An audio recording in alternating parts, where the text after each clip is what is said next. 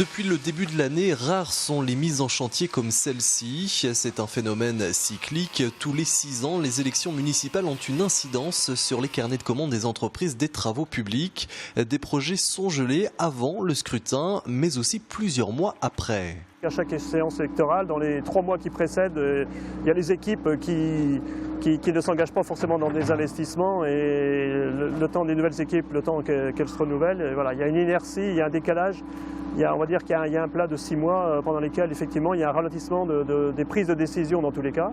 Et compte tenu que ce sont des donneurs d'ordre importants pour notre profession, ce n'est pas sans conséquence sur nos activités directement. Les marchés publics qui représentent plus de 60% du chiffre d'affaires des entreprises vendéennes de travaux publics et environ un tiers de l'activité du bâtiment, autre secteur impacté par les élections municipales. À cela s'ajoute une conjoncture très compliquée, autant dire que les chefs d'entreprise font actuellement le dos rond. Si on n'a pas de visibilité, on n'en bouge pas, on a plus tendance à faire le dos rond, comme vous dites, à plier un peu les voiles en attendant que ça passe, parce que on ne veut pas se démobiliser, mais on a des structures à faire vivre, donc il nous faut du marché.